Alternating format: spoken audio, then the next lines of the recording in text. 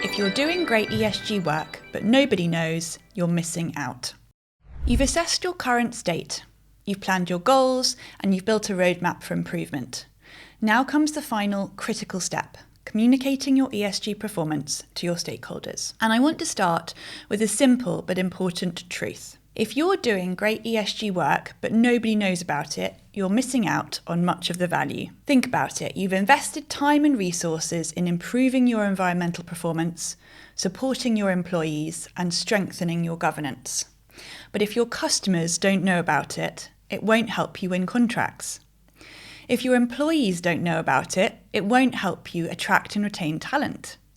If your investors don't know about it, it won't help you raise capital or improve your valuation. ESG communication is not an optional extra.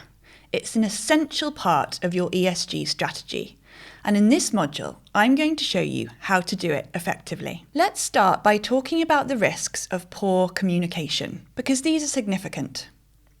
Risk number one is greenwashing accusations. If you make environmental or social claims that you can't back up with data, you risk being accused of greenwashing. And as we discussed in the last module, the CMA can fine you up to 10% of your global turnover for misleading claims. Even if you're genuinely trying to do the right thing, poor communication can make you look like you're greenwashing. Risk number two, lost business opportunities. More and more procurement processes include ESG criteria. If you can't clearly communicate your ESG performance, you won't make it through the tender process, even if your actual performance is good. Risk number three, stakeholder mistrust. If you're vague or inconsistent in your ESG communication, stakeholders will assume you're hiding something. Lack of transparency breeds suspicion. Risk number four, regulatory non-compliance. Some ESG reporting is legally required. If you don't communicate what you're required to communicate, you're breaking the law. But let's flip this around and talk about the benefits of good ESG communication. You can win new contracts.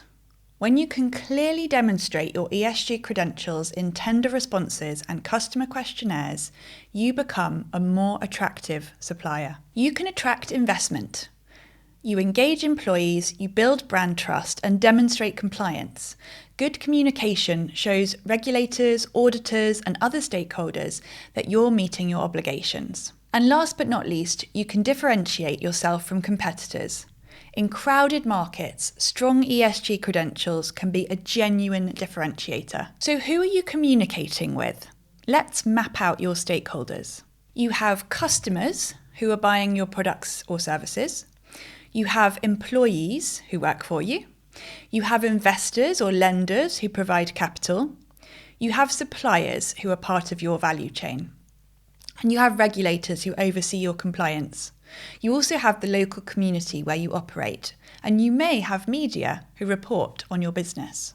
Each of these stakeholder groups has different information needs and different priorities. Customers want proof of your claims. If you say your product is sustainable, they will want to know why.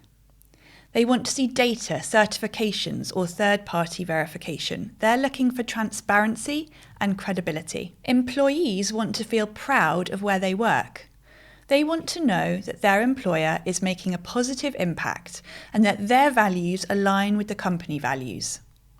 They're looking for authenticity and action, not just words. Investors want to understand how you're managing ESG risks and opportunities. They want to see governance structures, risk assessments, and performance metrics.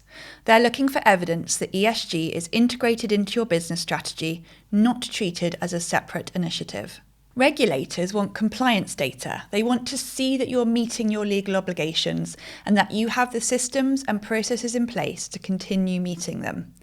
They're looking for accuracy and timeliness. The point is, you can't use the same communication tools for every stakeholder. You need to tailor your message to your audience. Now, let me talk about the transparency principle because this is absolutely critical. Good ESG communication is honest.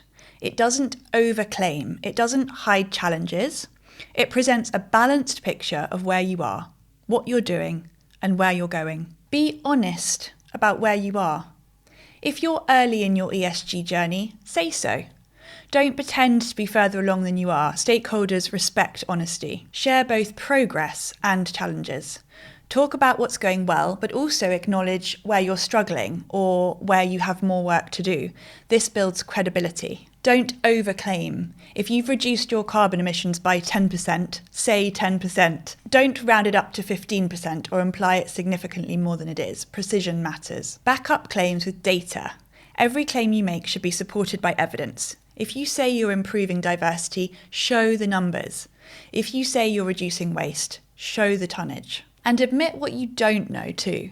If you haven't measured something yet, say so. If you're still figuring something out, say so. Admitting gaps is better than making vague claims. Finally, let's talk about communication channels. Where and how should you communicate your ESG performance? Your website is a critical channel. Many stakeholders will look at your website first.